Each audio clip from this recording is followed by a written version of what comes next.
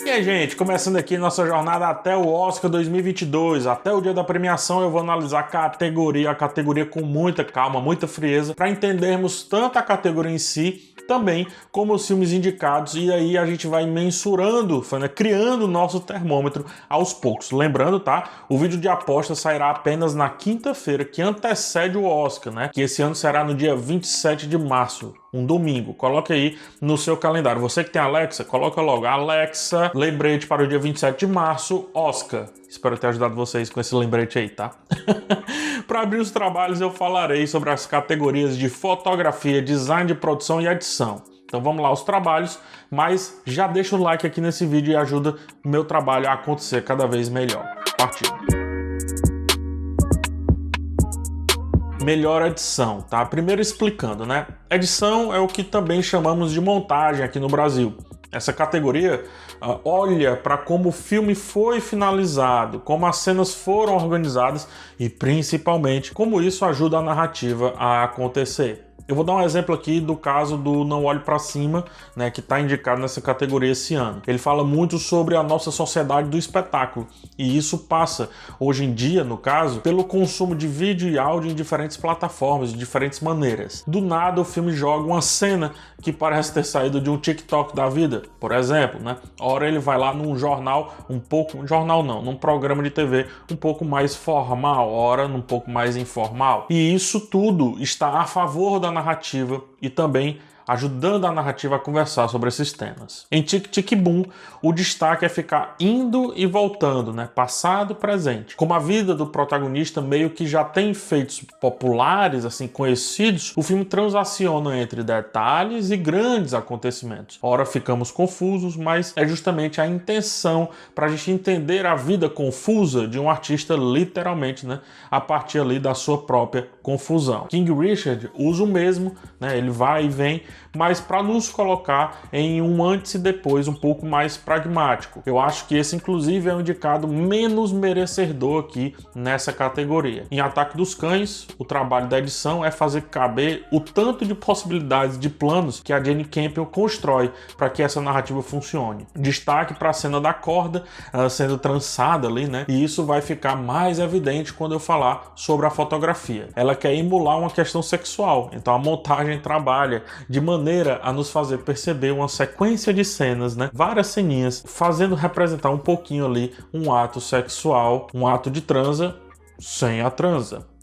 Retirando essa sequência do contexto, veja, não funciona, assim como diversas outras cenas do filme. Mas aqui é a calma da montagem que nos faz ficar um bom tempo com as belíssimas escolhas de fotografia da direção. Por fim, Duna se destaca bastante por conseguir condensar muitos assuntos em poucas cenas. Para quem lê o livro, é claro, o tanto de coisa que o roteiro precisou pular para que o filme tivesse a duração que ele teve, que já é alta, inclusive, né? E quem ajudou isso a ficar minimamente compreensível foi a edição.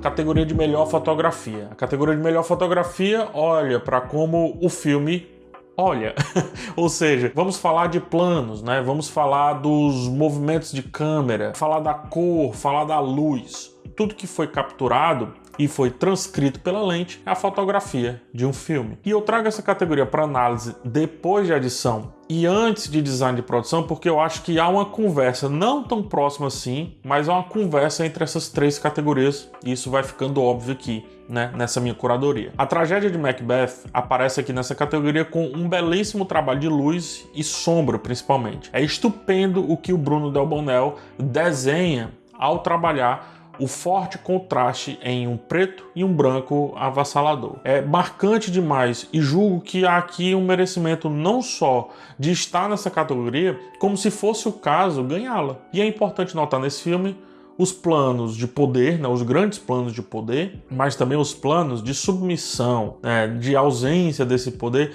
que são costumeiramente trabalhados ao longo da trama. Fora isso, uma certa leveza, mesmo quando o assunto é muito forte, é muito grave, é muito impactante. Em seguida, o destaque fica com o Ataque dos Cães. Eu destaquei na crítica, ao falar sobre o filme, falei agora comentando sobre a edição, mas é importante como a fotografia denuncia com muita clareza o subtexto mais marcante aqui da trama. Talvez de todos os indicados, aqui nessa categoria, no caso, tenha sido o que mais se beneficiou da sua fotografia para que a história ganhasse mais linhas do que já ganha naturalmente. O Beco do Pesadelo é mais um trabalho muito bonito ali de como conduzir uma cena do Guillermo del Toro, e aqui me lembra muito algo que ele já trouxe lá no Labirinto do Fauno. Mas eu confesso que eu prefiro analisar esse filme através do design de produção do que pela fotografia. É o contrário do Ataque dos Cães. Eu prefiro analisar pela fotografia do que pelo o design de produção. Resta então Duna e Amor Sublime Amor em propostas bem diferentes. A fotografia de Duna tem que trabalhar os diferentes cenários e os seus diferentes aspectos. Mais cor em um, menos cor em outro, estouro amarelo o filtro no caso, né? Estouro laranja em outro, estouro azul em outro. Mais opacidade de um lado, mais brilho do outro lado. E assim o filme vai sendo construído através da sua fotografia, também como a epopeia que ele se presta a ser desde o primeiro minuto. Eu falei na crítica, eu repito. A opacidade de Arrax trazida para a fotografia e pela fotografia chega a dar sede, e esse é justamente um dos temas de Duna. Por sua vez, Amor Sublime Amor precisa organizar as quantidades e o movimento dessas quantidades, e o Steven Spielberg, junto com o Kaminski, parecem ter nascido para fazer isso. Todos os planos de um manual de fotografia são explorados aqui nesse filme, mas o destaque é a cena em que o mocinho vai cantar para a mocinha ali na varanda, tanto pela penumbra trabalhada, como por como os planos são colocados e como eles abrem espaço para a gente conseguir perceber perfeitamente a expressão do ator e da atriz e fazê-los brilhar nessa cena. Não à toa, ela está indicada ali na categoria de atriz também. Melhor design de produção, tá? Design de produção, né, ou desenho de produção, busca ver como o filme organizou tudo que está em cena. Desde a criação do cenário em si, passando pelos objetos de cena que são usados, ou que não são usados pelo elenco, né? Ou os objetos que são colocados ali naquele contexto. Um exemplo, tá? Se um filme se passa em 1994, e então passa lá em uma cena específica, um carro Gol, né, Volkswagen de 1998, o design de produção cometeu um erro crasso, né? Ou então o carro viajou no tempo. Isso é só um exemplo extremo, mas para entender direitinho como que o design de produção impacta um filme. Importante aqui é não confundir design de produção com figurino, apesar de que há quem defenda que figurino está contido em design de produção. Eu defendo isso também, mas o Oscar prefere separar para que as categorias contemplem mais profissionais, e isso eu concordo. Como eu antecipei, né? O Beco do Pesadelo tem uma fotografia linda, mas são os objetos e como aquela realidade é concebida que chama mais a minha atenção. Sem tantos detalhes, será que haveria a possibilidade de ser tudo tão crível na fotografia? Não sei.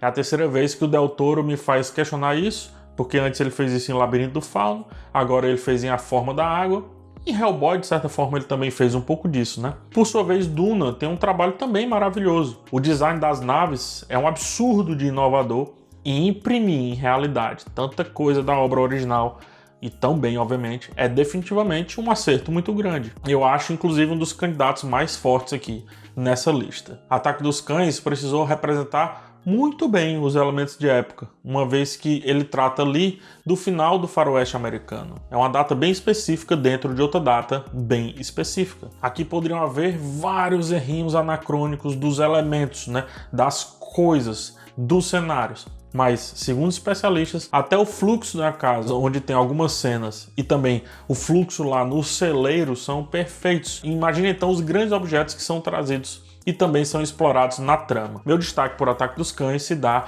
mais uma vez, e eu já disse isso em edição, já disse isso em fotografia, já disse isso na minha crítica, mas mais uma vez, como um objeto e a feitura desse objeto em específico ajuda um assunto da trama a acontecer, o que pode ser bem relevante na hora de escolher dentre esses indicados aqui. Amor Sublime Amor tem cenários muito bem compostos, mas em alguns momentos me parecem muito fakes. O oposto de A Tragédia de Macbeth, que poderia parecer fake, dado o distanciamento natural que a gente tem ali com aquele contexto, com aquele cenário, né, com aquela época, e seria até natural aceitar algumas falsidades, digamos assim, mas tanto não são fakes quanto nos colocam em uma realidade criada da melhor maneira possível.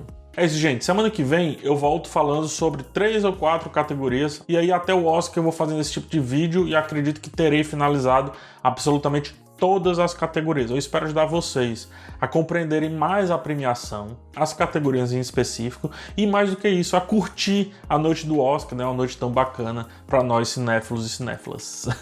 Um forte abraço em todos vocês, espero vê-los nos próximos vídeos e tchau!